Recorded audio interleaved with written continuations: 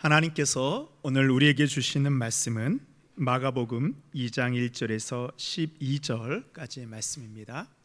후에 예수께서 다시 가버나움에 들어가시니 집에 계시다는 소문이 들린지라 많은 사람이 모여서 문 앞까지도 들어설 자리가 없게 되었는데 예수께서 그들에게 도를 말씀하시더니 사람들이 한 중풍병자를 네 사람에게 메어 가지고 예수께로 올세 무리들 때문에 예수께 데려갈 수 없으므로 그 계신 곳에 지붕을 뜯어 구멍을 내고 중풍병자가 누운 상을 달아내리니 예수께서 그들의 믿음을 보시고 중풍병자에게 이르시되 작은 자야 내 죄의 사함을 받았느니라 하시니 어떤 서기관들이 거기 앉아서 마음에 생각하기를 이 사람이 어찌 이렇게 말하는가 신성모독이로다 오직 하나님 한 분 외에는 누가 능히 죄를 사하겠느냐.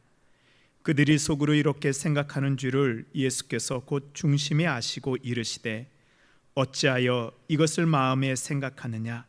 중풍병자에게 내 죄의 사함을 받았느니라 하는 말과 일어나 내 상을 가지고 걸어가라 하는 말 중에서 어느 것이 쉽겠느냐. 그러나 인자가 땅에서 죄를 사하는 권세가 있는 줄을 너희로 알게 하려 하노라 하시고 중풍병자에게 말씀하시되 내가 내게 이르노니 일어나 내 상을 가지고 집으로 가라 하시니 그가 일어나 곧 상을 가지고 모든 사람 앞에서 나가거늘 그들이 다 놀라 하나님께 영광을 돌리며 이르되 우리가 이런 일을 도무지 보지 못하였다 하더라. 아멘. 이것은 하나님의 말씀입니다. 우리 요즘에는 많이 사라졌지만 우리 예전에는 TV에서 서커스를 많이 보여줬습니다. 이 서커스의 백미 하이라이트는 언제이죠? 마지막에 그 하늘을 나는 공중제비를 보여주는 그 프로그램입니다. 서커스장의 모든 불이 다 꺼지고 어두운 하늘에 작은 줄만 이렇게 매달려 있습니다. 그러면 작은 줄에 3명의 서커스 단원이 매달려 있고 조명이 그 사람을 비추어 줍니다. 3명의 서커스 단원들은 그 까마득한 높이에서 공중제비를 준비합니다. 그리고 그 공중제비의 주인공은 이쪽 끝에서 저쪽 끝까지 하늘을 날며 공중제비를 돌아야 합니다. 우리 그리스도인들은 이 하늘을 날아야 되는 서커스 주인공과 같은 것 같습니다. 그동안 우리가 세상에서 죄에 붙잡혀 살았다면 주님을 만나 하늘을 나는 사람이 되어야 됩니다. 어떻게 하면 우리로 하나님이 예비하신 하늘을 사는 사람이 될 수 있을까요? 우리로 땅이 아닌 하늘의 사람 되게 하는 권세를 가지신 분은 오직 예수님입니다. 예수님이 가지고 있는 이 권세가 우리에게 임하였을 때 우리에게는 어떤 일이 일어나게 될까요? 오늘 주시는 말씀을 통해서 예수님의 말씀으로 말미암아 예수님의 권세로 말미암아 참된 구원을 누리는 하늘을 살아가는 우리 모든 성도님들 되시기를 바랍니다. 아멘. 오늘 말씀은 예수님께서 가버나움에 계실 때의 일입니다. 원래 예수님의 고향은 갈릴리 나사렛입니다. 근데 아마 가버나움에도 자주 계셔서 그곳에 예수님이 머무르시는 거처가 있었던 것 같습니다. 예수님께서 공생의 사역을 시작하시고 많은 사람들이 예수님을 따랐습니다. 오늘 말씀에서도 이 예수님의 집에 얼마나 많은 사람들이 모였는지 방 안에서 복도 문 앞에까지 사람들이 들어갈 틈이 없습니다. 예수님이 집에서 말씀 복음을 전하시는데 4명의 사람들이 중풍병자를 들것에 메어 가지고 왔습니다. 예수님의 소문을 듣고 병자를 고치기 위해서 온 것이지요. 그런데 사람들이 너무 많이 있어서 도저히 예수님 앞으로 병자를 데리고 갈 수 없습니다. 어떻게 해야 될까요? 어떤 사람들은 사람들이 너무 많으니 오늘은 돌아가고 내일 오라라는 사람도 있습니다. 어쩔 수 없다 포기하라는 말하는 사람들도 있습니다. 근데 4명의 친구들은 어떡하죠?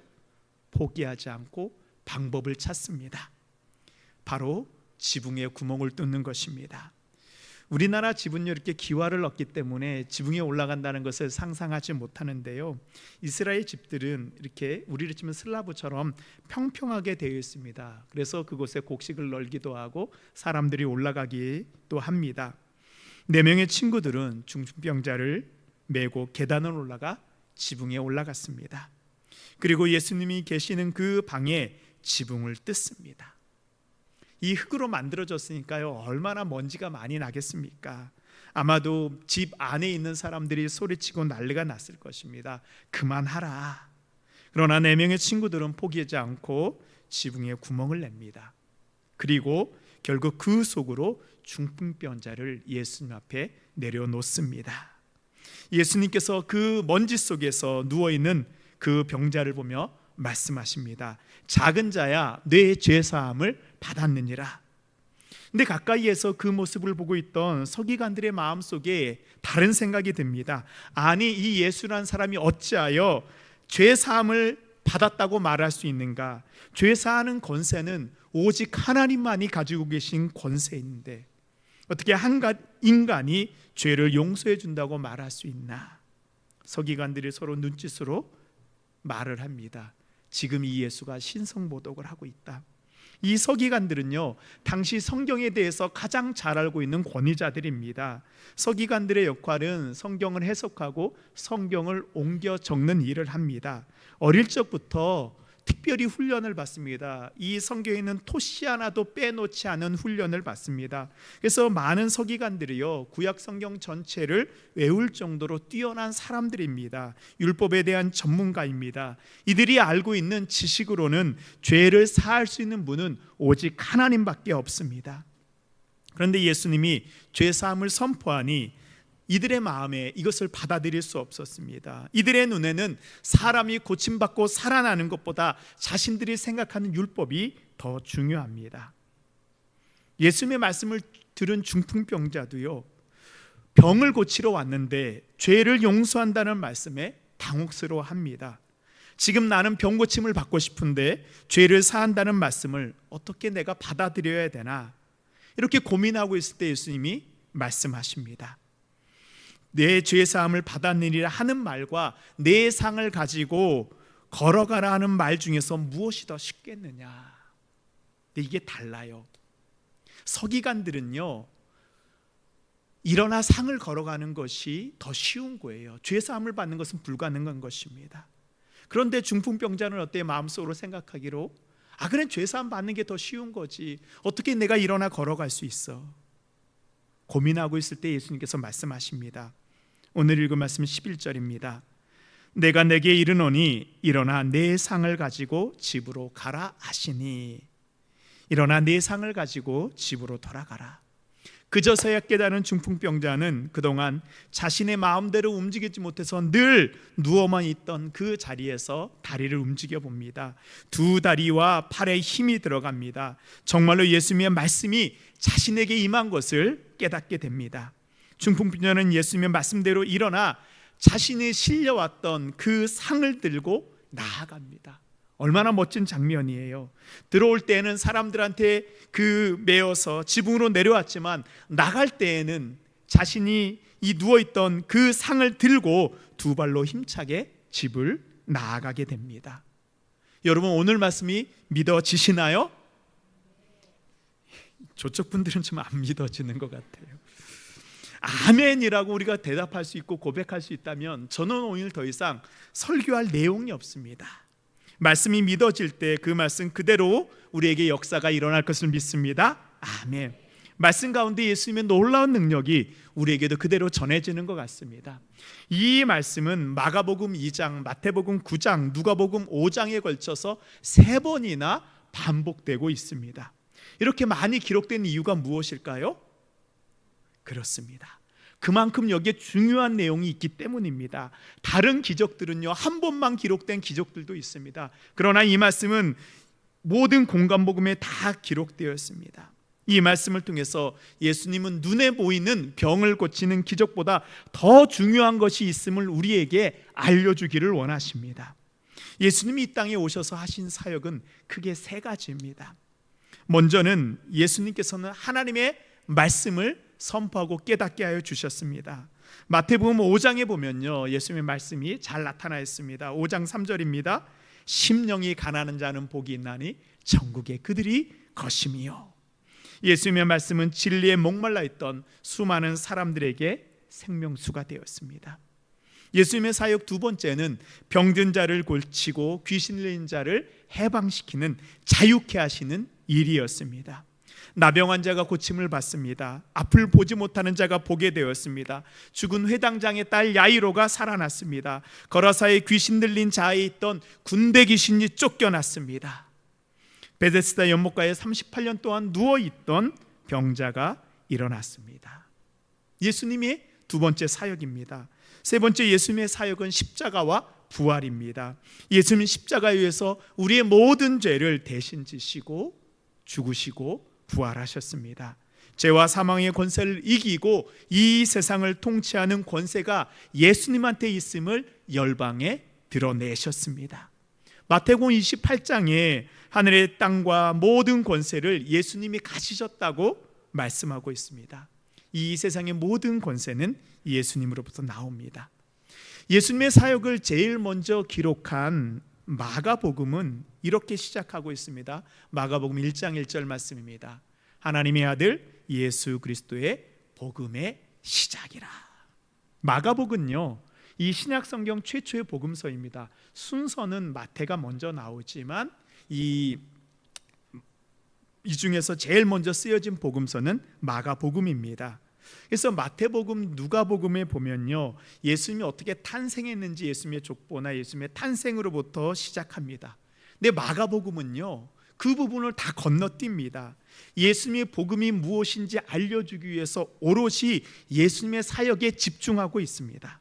마가복음 1장에서 이미 예수님은 세례를 받으시고 광야에서 사탄의 시험을 받습니다.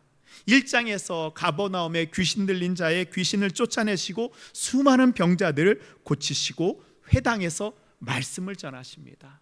이 마태복음이나 누가복음은요, 이 내용을 한참을 풀어서 얘기하는데 마가는요, 성격이 급한 것 같아요. 1장의 이 모든 내용을 다 이미 이야기합니다. 마가복음 1장 39절 말씀입니다. 이에 온 갈릴리에 다니시며 그들의 여러 회당에서 전도하시고 또 귀신들을 내쫓으시더라. 마가는 예수님이 어떤 분인지 우리에게 빨리 보여주고 싶어하는 것 같습니다. 그리고 그 예수님의 사역 가운데서 가장 중요한 사역을 이제 2장에서 우리에게 전달하고 있습니다. 당시 예수님을 따랐던 많은 사람들은 예수님이 하나님의 말씀을 깨닫게 해주시고 병자를 고쳐주시는 분 정도로만 생각했습니다. 마가복음 1장도요, 처음에는 그렇게까지만 나오고 있습니다. 근데 2장에 보면 내용이 달라집니다. 오늘 본문도요, 표면적으로 보면 그렇게 생각하고 있습니다. 그런데 오늘 본문에서 정말 하고 싶은 이야기가 있습니다. 예수님이 하나님의 아들로 복음을 이 땅에 전하신 그 이유가 무엇일까요? 우리에게 오병이어의 기적을 통해서 먹을 것을 제공해 주기 위해서요? 구약 성경에 보면 모세는 40년 동안 광야에서 이스라엘 백성에게 만나를 내렸습니다. 병을 고치고 낫게 위해서 고치는 의사가 되기 위해서 이 땅에 오셨을까요? 구약 성경의 엘리야는요, 이미 수넴 여인의 죽은 아들도 살렸습니다. 이 정도라면 예수님이 아니고 다른 선지자를 통해서도 충분히 할 수 있는 일입니다. 우리는 예수님이 이 땅에 오신 이유를 정확히 알아야 됩니다. 예수님은 양식을 주거나 병을 고치는 정도의 일을 위해서 십자가에서 죽으시고 부활하신 것이 아닙니다. 모든 문제의 근원되는 죄의 문제를 해결해 주시기 위해서 이 땅에 오셨습니다. 첫 번째로 예수님이 우리의 죄를 사하여 주시는 권세가 있으십니다. 우리 10절 말씀 함께 읽겠습니다. 시작. 그러나 인자가 땅에서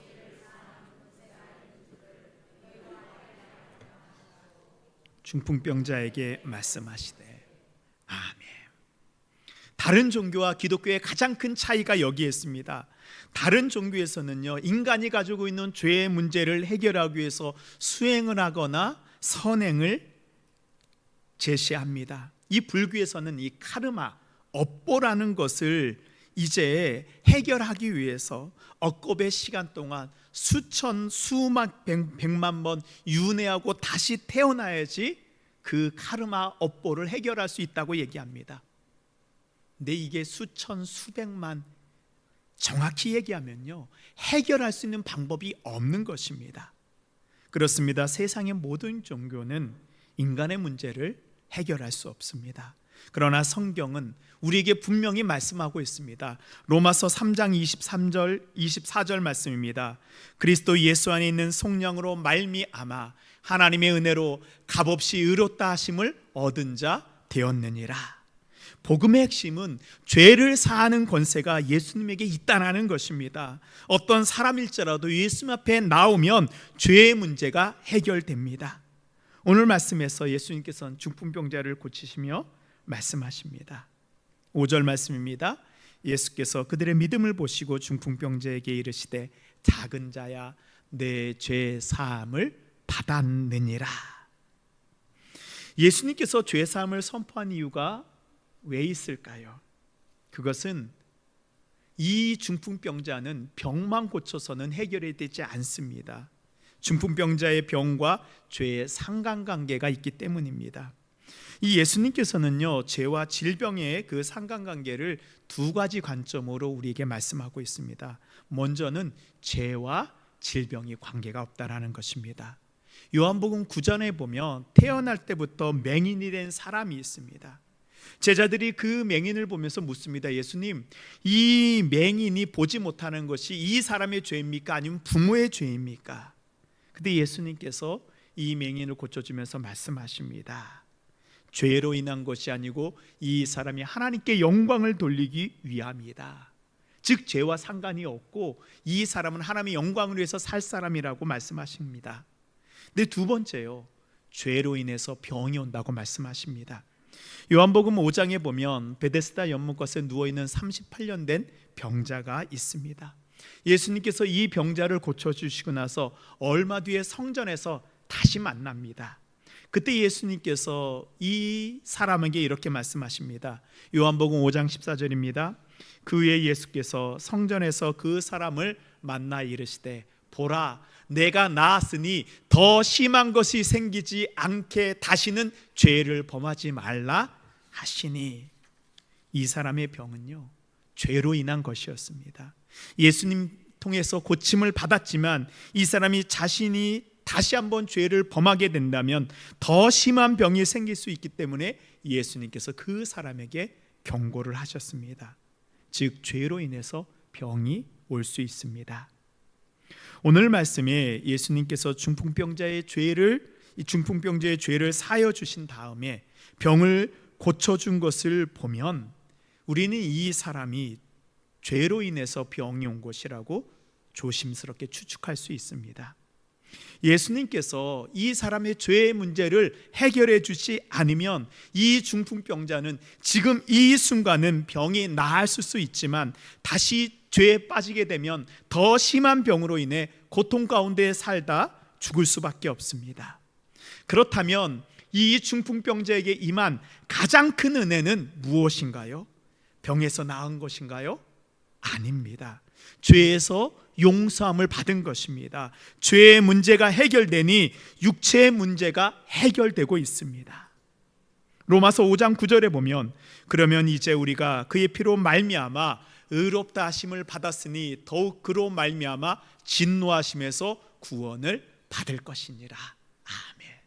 죄의 문제가 해결될 때 진노하심에서 구원을 받게 됩니다.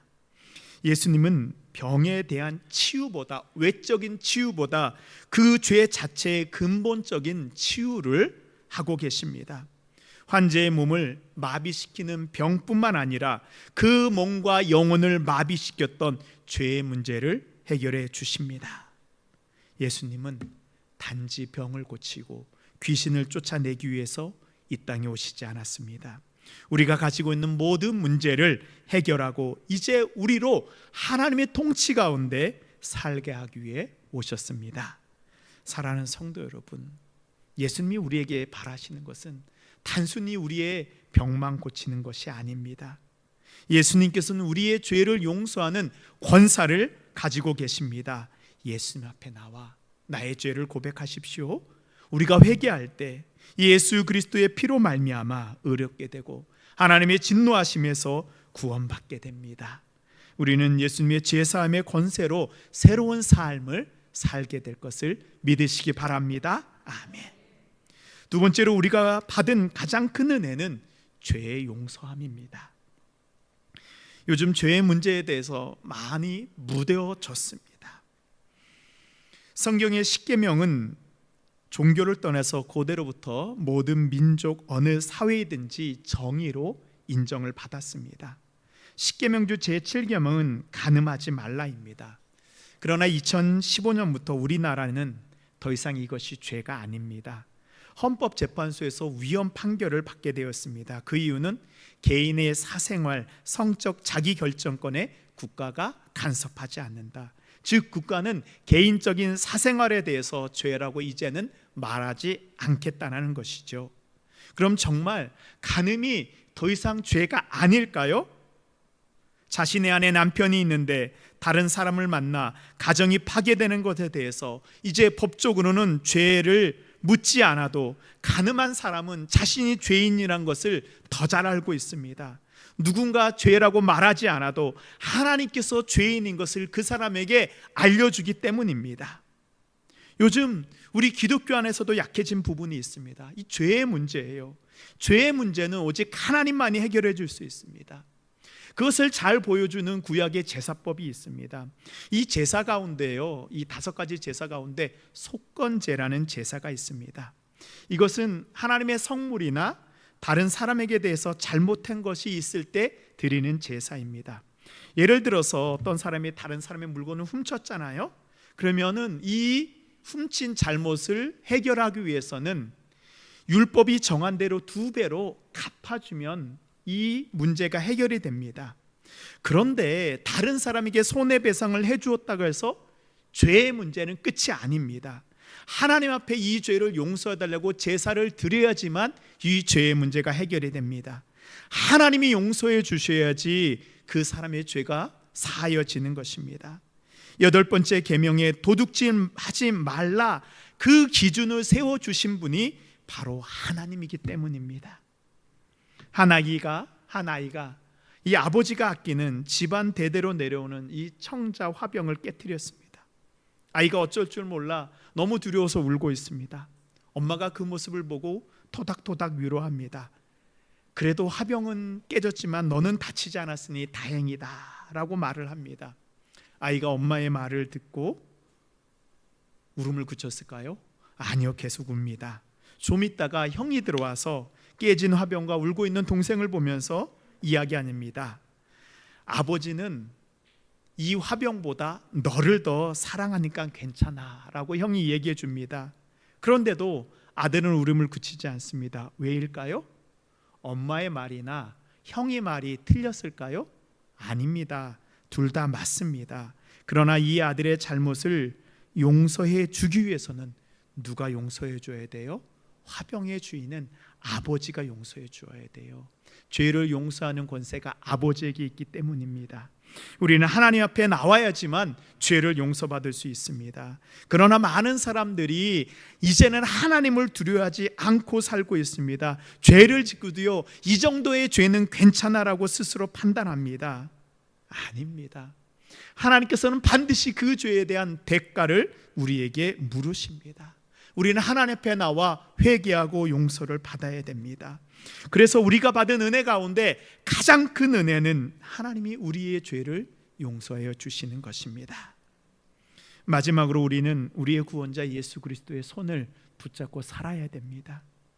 중풍병자를 메고 온 4명의 친구들이 있습니다. 이들 앞에 많은 사람들이 막고 있습니다. 도저히 중풍병자를 예수 앞에 데리고 나갈 수가 없습니다. 방법이 없습니다. 근데 이들은 포기하지 않고 지붕을 뚫고 예수님을 만나게 합니다. 예수님께서 이 모습을 보시고 이렇게 말씀하십니다. 5절 말씀입니다. 예수께서 그들의 믿음을 보시고 중풍병자에게 이르시되 작은 자야 네 죄 사함을 받았느니라 하시니, 여기서 그들의 믿음을 보시고 라고 얘기할 때에는 중풍병자뿐만 아니라 중풍병자를 메고 온 친구들의 믿음을 예수님이 칭찬하고 있습니다. 그들의 믿음 때문에 죄로 인해 병으로 인해 죽을 수밖에 없는 이 중풍병자가 살아나게 되었습니다. 우리는요, 나 혼자만 구원받아서는 안 됩니다.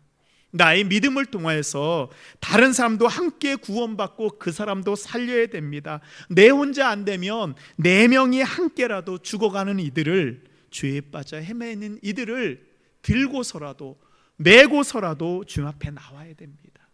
혹시라도 그들이 교회까지 않지만 예배당 맨 뒤에 앉아서 주님을 만나지 못하고 있다면 지붕을 뜯는 심정으로 그 사람의 손을 붙잡고 함께 기도하고 주님을 만날 수 있도록 우리가 노력해야 됩니다. 이게 바로 생명을 살리는 믿음입니다. 그래서 야고보 사도는 우리에게 이런 공동체가 되라고 말씀하고 있습니다. 야고보서 5장 16절 말씀입니다. 우리 함께 읽겠습니다. 그러므로 너희 죄를 새로 고백하며 병이 낫기를 위하여 서로 기도하라. 아멘. 그래요, 저 사람만 부족한 게 아니고 나도 부족한 사람입니다. 그러나 우리의 부족함과 잘못을 고백하며 함께 연약한 자를 위해서 기도해 줄 때 우리의 기도는, 우리의 간구는 예수님이 일으키신 기적과 같이 역사하는 힘이 있습니다. 그동안 우리 서로를 위해서, 고통과 병의 회복을 위해서 간구하지 못하였다면 오늘 말씀을 붙잡고 기도하시기 바랍니다. 우리가 중풍병자의 친구들과 같은 믿음을 가질 때 우리를 통해서 죽어가는 사람들이 살아나고 구원의 역사가 일어날 것을 믿습니다. 아멘.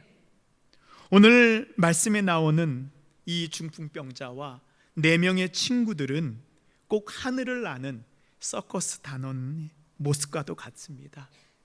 이제 주인공이 그 마지막 하늘을 날아야 되는 시간이 되었습니다. 주인공은 하늘의 이쪽 끝에 있는 단원의 손을 잡고 힘차게 요동하기 시작합니다. 이제 그 진자 운동이 최고에 다다랐을 때 첫 번째 사람의 손을 놓고 공중 제비를 돌아 하늘 저쪽 끝에 있는 두 번째 사람의 손을 붙잡게 됩니다. 주인공은 자신이 붙잡고 있는 그 첫 번째 단원에 손을 놓는 용기가 있어야 됩니다. 손을 놓지 않으면 그 자리에 있을 수밖에 없습니다. 손을 놓을 때 하늘을 날며 저쪽 끝으로 공중제비, 묘기를 부릴 수 있는 것입니다. 주인공이 어떻게 손을 놓을 수 있을까요? 바로 건너편에 있는 두 번째 단원이 나의 손을 붙잡고 나를 맞아줄 거라는 확신이 있어야 됩니다. 그리고 비로소 손을 놓았을 때 하늘을 날며 멋진 그 묘기를 우리에게 선보이게 됩니다. 중풍병자는 지금까지 친구들의 손을 잡고 지붕을 뚫었습니다. 근데 친구들이 해줄 수 있는 것은 여기까지입니다. 이제는 친구들의 손을 놓고 나의 모든 것을 예수님께 맡기는 용기를 내야 됩니다. 12절 말씀입니다. 그가 일어나 곧 상을 가지고 모든 사람 앞에서 나아가오늘 그들이 다 놀라 하나님께 영광을 돌리며 이르되 우리가 이런 일을 도무지 보지 못하였다 하더라. 마지막으로 주님 손을 붙잡았을 때 이 사람은 일어나고 그의 삶은 변화되고 하나님께 영광을 돌리게 됩니다. 성경에서 하나님께 영광을 돌렸다라는 그 표현은 단순히 그 순간만을 나타내는 것이 아니고 그 사람의 삶의 전체를 표현하는 단어입니다. 우리는 어떤가요? 우리 그리스도인들은 지금까지 내가 붙잡고 있었던 세상 것을 놓을 수 있는 용기가 있어야 됩니다. 과거에 내가 의지하고 내가 붙잡고 아무리 좋게 보였던 것이라도 이제는 내가 주님께로 날아가기 위해서는 그것을 놓아야 됩니다. 나의 삶을 변화시키고 새로운 삶을 살게 하시는 예수님의 손을 붙잡아야 합니다. 주님을 신뢰하십시오. 주님은 우리로 하늘을 날며 하나님의 나라에서 가장 멋진 삶을 살게 하여 주시는 분입니다. 사랑하는 성도 여러분, 예수님은 우리의 모든 죄를 사하는 권세를 가지고 있습니다. 주님이 우리의 모든 죄를 용서해 주실 때 우리의 육체의 질병, 우리의 근심과 걱정까지 고침받고 회복되는 역사가 일어나는 것을 믿으십시오. 주님을 신뢰하십시오. 그동안 우리가 붙잡고 있었던 세상의 것들, 내가 의지한 것들을 이제는 내려놓고 주님의 손을 붙잡을 때 우리는 주님과 함께 참된 안식을 누리며 하늘을 살아가는 주님의 모든 백성들이 될 것을 믿습니다. 아멘.